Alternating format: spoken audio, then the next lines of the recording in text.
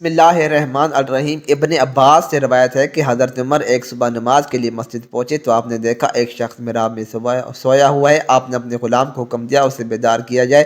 غلام نے قریب جا کر دیکھا تو پتہ چلا زنانہ لباس میں ایک سر کٹے ہوئے مرد کی لاش ہے۔ حضرت عمر یہ دیکھ کر حیران میں رہ گئے۔ آپ کی سمجھ میں کچھ نہ آیا کہ آخر کیا معاملہ ہے اور یہ لاش اس حال میں یہاں کیسے پہنچی۔ آخر آپ اس معاملے کو سمجھانے کے لیے حضرت علی کی خدمت میں حاضر ہوئے۔ آپ نے تمام واقعہ حضرت علی کے سامنے دہرایا۔ آپ نے فرمایا فی الحال اس لاش کو دفن کر دیا جائے اور اس وقت کا انتظار کیا جائے جب 9 ماہ اس مقام پر ایک بچہ نظر آنے کا۔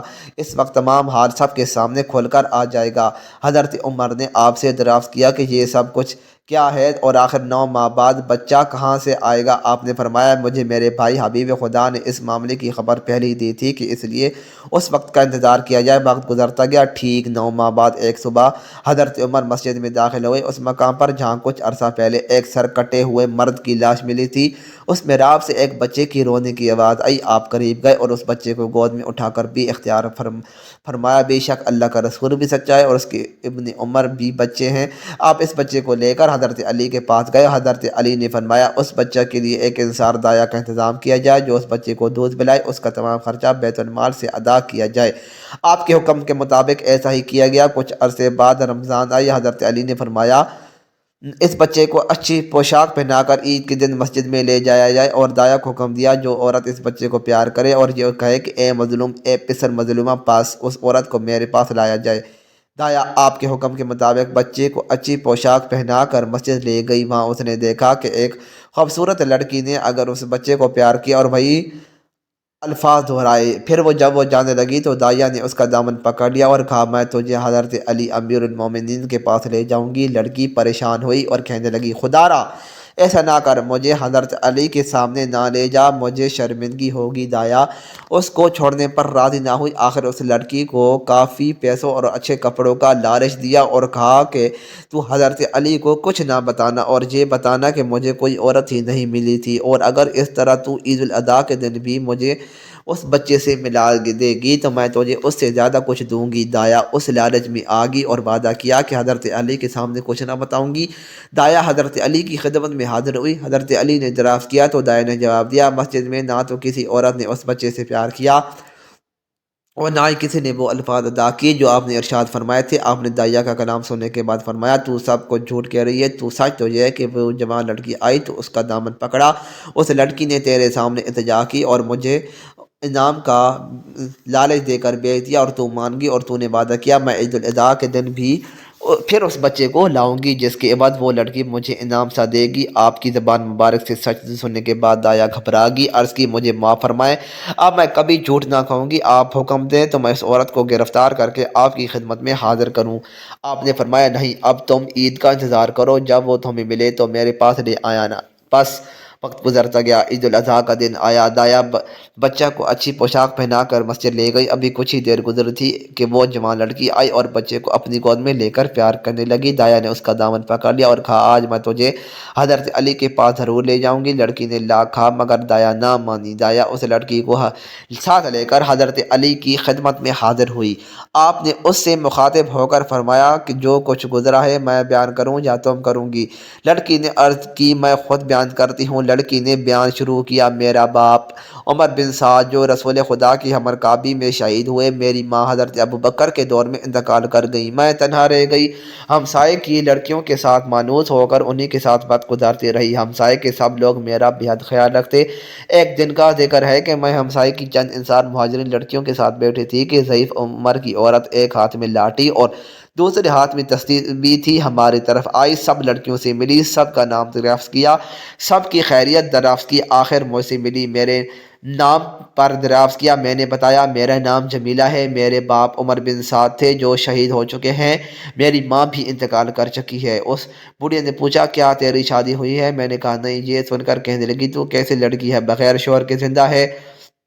میرے حالات سن کر رونے لگی اور مجھ سے ہمدردی جتانے لگی، مجھ سے کہنے لگی اگر تو میری خدمت پسند کرے تو میں حاضر ہوں۔ میں نے بھی ہاں کر دی۔ اس بڑھیا نے کہا میں ایک شفیق ماں کی طرح تیرا خیال رکھوں گی، تجھے کوئی غم نہ ہونے دوں گی، تیری ہر خوشی کا خیال رکھوں گی۔ میں اس بوڑھی عورت کو اپنے گھر لے آئی، ہر طرح سے وہ میرا خیال رکھتی تھی، میں بھی ایک شفیق ماں کی حیثیت سے اس کا احترام کرتی اور اس کا ہر طرح سے خیال رکھتی۔ جب روزہ افطار کا وقت آیا تو میں نے اس کے لیے مناسب کھانے کا انتظام کیا۔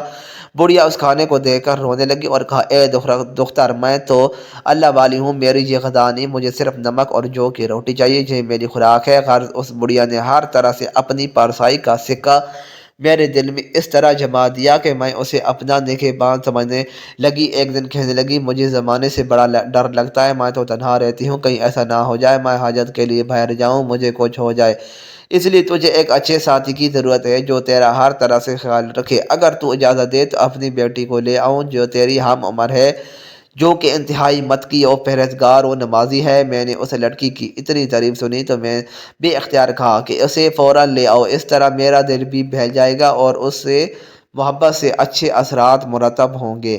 بڑھیا میرے اصرار پر اس وقت ہی اپنی بیٹی کو لینے کے لیے روانہ ہوئی۔ کچھ دیر بعد واپس آئی تو میں نے آتی پوچھا میری بہن کو کیوں نہیں لائی؟ بڑھیا نے جواب دیا میری بیٹی تنہائی پسند ہے، اس کا سارا دن اللہ کی یاد میں گزرتا ہے، تیرے گھر میں اکثر مہاجر و انصار کی لڑکیاں آتی ہیں، اس وجہ سے میں نے اسے یہاں آنا پسند نہیں کیا۔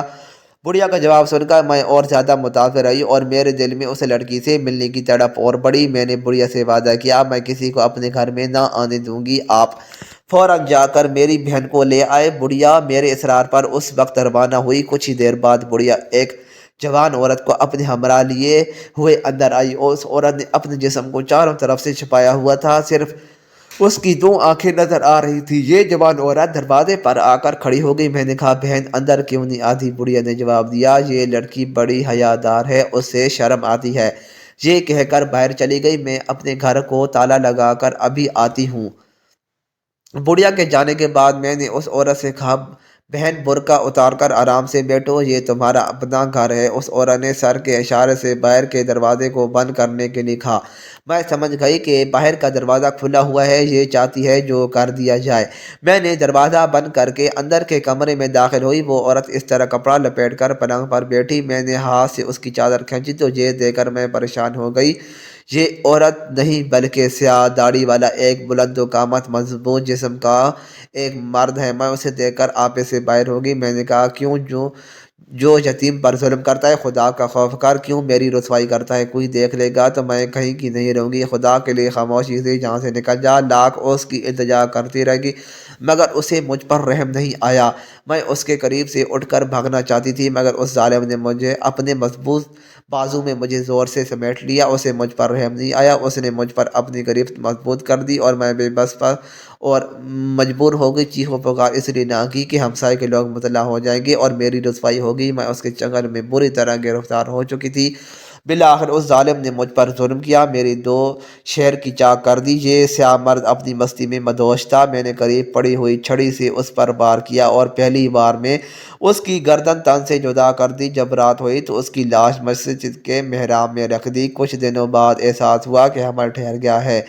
کئی مرتبہ حمل کو ساکت کرنے کا ارادہ کیا مگر خدا کے خوف سے ایسا نہ کر سکی۔ آخر یہ بچہ پیدا ہوا، اسے بھی قتل کرنے کا سوچا مگر خدا خوف سے یہ نہ کر سکی۔ آخر اس بچے کو بھی اس محراب میں رکھا۔ تمام حالات سننے کے بعد بے اختیار حضرت عمر نے فرمایا خدا کے رسول بھی سچے ہیں اور آپ کے بھائی بھی سچے ہیں۔ حضرت عمر نے حضرت علی سے دریافت کیا اب اس عورت کے لیے کیا حکم ہے؟ آپ نے فرمایا اس مقتول کا خون بہا کچھ نہیں کیونکہ یہ ایک گناہ عظیم کا مرتکب ہوا ہے، اس عورت پر کوئی حد نہیں کیونکہ اس کی رضامندی کے بغیر وہ شخص اس پر غالب ہوا۔ اس کے بعد آپ نے فرمایا اس بڑھیا کو حاضر کیا جائے تاکہ خدا کے حق اس سے طلب کروں۔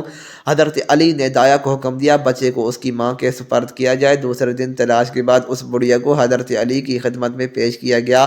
اب بڑھیا نے جمیلہ کو پہچاننے سے انکار کر دیا۔ حضرت علی نے فرمایا اے بڑھیا کیا تم قسم کھاتی ہو کہ مجھے اس واقعہ کا کوئی علم نہیں؟ بڑھیا نے کہا ہاں میں روضہ رسول کی قسم کھا کر کہتی ہوں مجھے اس واقعہ کا کوئی علم نہیں۔ بڑھیا نے روضہ رسول کی جھوٹی قسم کھائی تھی، قسم کھاتی اس کا چہرہ سیاہ ہو گیا۔ حضرت علی نے فرمایا اسے بڑھیا اپنا چہرہ آئینے میں دیکھ، بڑھیا نے اپنا چہرہ دیکھا تو فریاد کرنے لگی اور حقیقت کا اختیار کیا، میں سب کچھ جانتی ہوں اور یہ میری وجہ سے سب کچھ ہوا ہے، اب مجھے معاف فرمائے، میں اپنے کردار سے تائب ہوں۔ حضرت علی نے دعا فرمائی، اے خدا اگر یہ عورت سچ کہتی ہے اور در حقیقت تائب ہوتی ہے تو اسے پہلے حال میں پلٹا دے، مگر اس کے چہرے سے سیاہی ختم نہ ہوئی۔ حضرت علی نے فرمایا، اے ملعونہ تو کس طرح تائب ہوئی؟ خدا نے مجھے معاف نہیں کیا۔ پھر آپ نے حضرت عمر سے فرمایا اس بڑھیا کو مدینہ سے باہر لے جا کر رجم کر دیں۔ مزید اچھی ویڈیوز کے لیے چینل کو سبسکرائب کریں، ویڈیو کو لائک اور شیئر کرنا نہ بھولیں۔ شکریہ۔